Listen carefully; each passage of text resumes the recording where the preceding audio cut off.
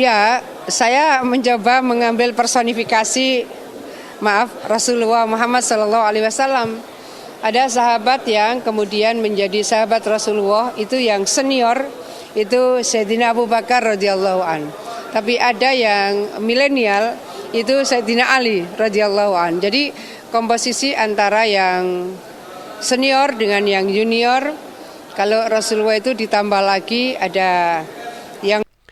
Selamat siang para netizen dimanapun kita berada, salam inspirasi bagi kita semua. Kita lihat saja, saya agak tertawa ya mengomentari Bu Hovifah ini. Saya malu ada ketua Muslimat NU ya berpendapat bahwa Prabowo itu seperti Abu Bakar katanya ya. Bahkan Gibran ya dianggap sebagai seperti Ali begitu kan. Ini gimana logika Bu Hovifah begitu? Padahal ya Abu Bakar itu tidak gila jabatan begitu kan, tidak gila kekuasaan. Sedangkan Sayyidina Ali itu orang yang cerdas di situ begitu kan. Umurnya bukan umur yang 20 tahunan, 30 tahunan dan sebagainya begitu kan. Ini asli parah katanya ya. Kenapa Bu Hovifah itu jadi seperti ini sekarang begitu kan? Apapun kok bisa begitu kan? Jadi pada kenyataannya asumsi-asumsi inilah yang kemudian orang-orang akan melihat seperti apa sih ya Bu Hovifah begitu. Jadi ibaratnya kata Gus Mus ya, ibaratnya ada orang atau ada kiai yang sudah mau level wali begitu kan ya, tiba-tiba begitu karena ikut tim sukses ya tidak jadi wali begitu.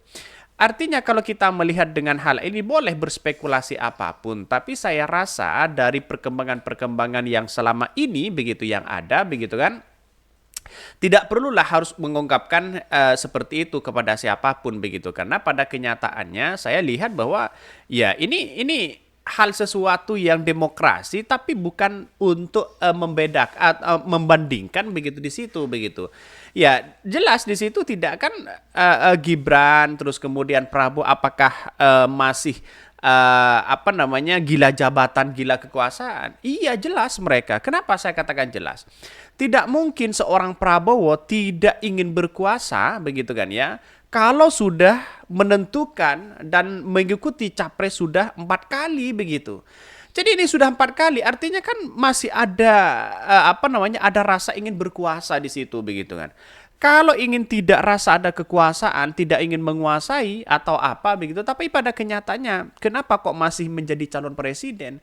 Itu menjadi poin penting begitu. Berarti kan ambisi begitu kan untuk menjadi presiden lagi, gagal lagi. Ya, itu kan ambisi di situ begitu. Ya, beda dengan sebuah cita-cita di situ. Pada akhirnya banyak muncul spekulasi-spekulasi yang ada selama ini begitu. Salah satunya saya kira ada perdebatan-perdebatan yang kemudian harus diakui bahwa setelah beberapa geledah ya ruang Bu Hovifah oleh KPK dan banyak kejanggalan-kejanggalan yang seolah-olah terjebak dan tersandra begitu kan ya. Tapi bukan itu yang kami bahas.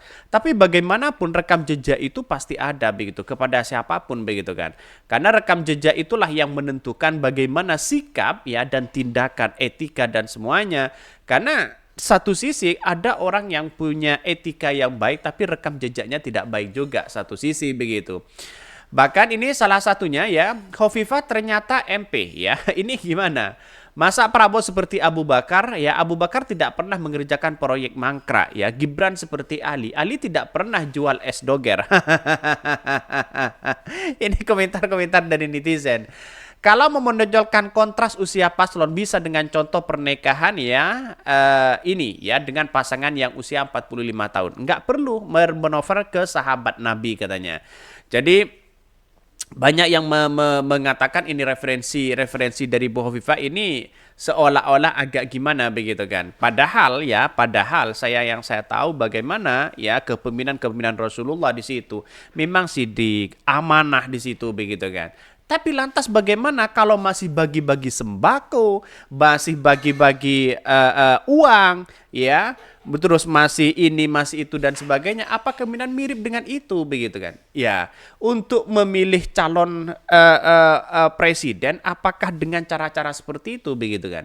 Jadi saya kira agak jauh dalam menyikapi perbedaan-perbedaan seperti ini. Tidak perlulah untuk melandasi dengan hal-hal yang menurut saya pribadi begitu tidak perlu kita lontarkan kepada publik begitu kan ya.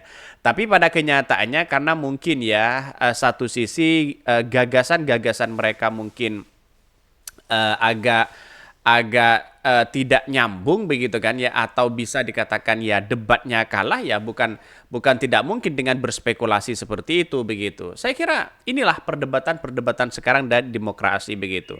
Jadi artinya apa? Artinya kalau ambisi terus itu bukan bukan disamakan dengan para sahabat di situ begitu. Ya inilah, tahu sendiri kan kualitasnya bagaimana Bu Hovifah begitu kan ya. Ya bahkan hari ini kita lihat saja jabatannya sama si mundur di situ begitu. Bukan orangnya yang mundur, padahal masa jabatan gubernur sudah berakhir di situ. Jadi sangat disayangkan ketika Bu Hovifah mengatakan seperti itu. Tapi saya kira ini ada sesuatu yang aneh dalam hal ini. Mengapa saya katakan aneh? Karena pada hakikatnya orang-orang di sekeliling kita begitu tidak pernah menyamakan hal itu begitu. Kalau toh pada menyamakan itu saya kira agak ketinggian begitu kan ya.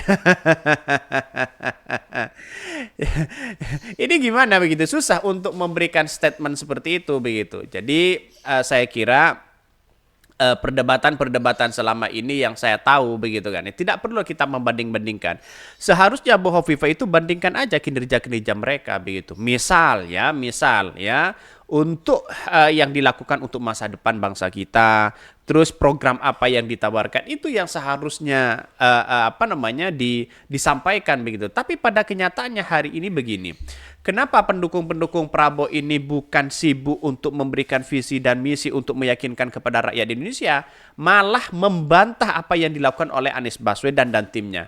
Itu saya kira agak aneh begitu kan. Kenapa dari tim Prabowo ini yang saya lihat ya, ini secara seksama begitu kan, sering membantah inilah, membantah itulah. Seharusnya kan jualannya Presiden Jokowi, jualannya prestasi Gibran, prestasi Prabowo di situ. Seharusnya kan jualan seperti itu begitu kan. Ini kok tidak begitu kan. Jadi selama ini mungkin sudah ketahuan bagaimana mereka begitu kan. Apa prestasinya ya, terus apa yang mau dikerjakan dan sebagainya, jangan-jangan masih belum ada begitu. Selalu seperti itu, baik dari pendukung-pendukung Prabowo, Gibran, semuanya membantah begitu kan ya. Asumsi orang dibantah. Itu saya kira kenapa tidak jualan itu begitu. Ya, berbeda dengan Anies Baswedan. Anies Baswedan justru ya mereka jualan prestasi Anies Baswedan di situ begitu. Maka ada desa Anies Baswedan, gagasannya sudah ada di situ begitu. Hovifah ya Prabowo Gibran seperti Sayyidina Abu Bakar dan Sayyidina Ali katanya begitu. Prabowo Gibran seperti Sayyidina Abu Bakar dan Sayyidina Ali.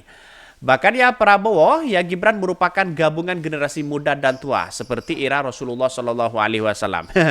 Saya mencoba mengambil personifikasi Rasulullah. Ada sahabat senior Sayyidina Abu Bakar, yang milenial Sayyidina Ali, ya komposisi senior dan junior. Nah, itu biasanya kata-kata seperti itu tidak punya narasi bagaimana jualan mereka terkait dengan prestasi-prestasi Prabowo dan Anies Baswedan dengan Gibran di situ begitu kan. Ya, karena tidak ada yang mau dijual ya, apa yang mau ditawarkan kepada rakyat Indonesia itu tidak ada di situ. Pada akhirnya apa yang terjadi begitu kan ya, perbedaan-perbedaan itulah muncul di situ begitu.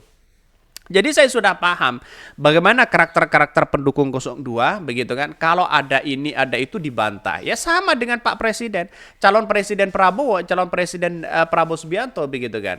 Ya apa-apa ya dibantah perkataan Anies Baswedan, dibantah sana sini, dibantah sini. Seharusnya kan jualan promosi di situ begitu kan. Kan berbeda dengan Anies Baswedan. Sedangkan Anies Baswedan yang menawarkan rekam jejak, menawarkan visi dan misinya, yang menawarkan prestasinya dan sebagainya. Itu yang paling baik begitu kan, dibandingkan dengan hanya mengomentari orang begitu kan ya.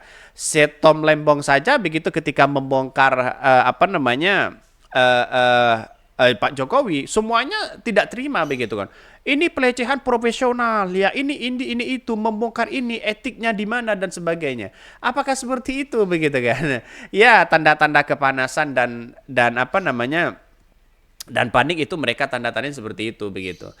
Oke ya, mungkin itu ya yang kami sampaikan ya. Tonton terus channel Hodari Podcast Rakyat ini karena ada berita-berita menarik dan viral setiap harinya. Salam para netizen, salam inspirasi bagi kita semua. Jangan lupa di subscribe di YouTube Hodari Podcast Rakyat ini.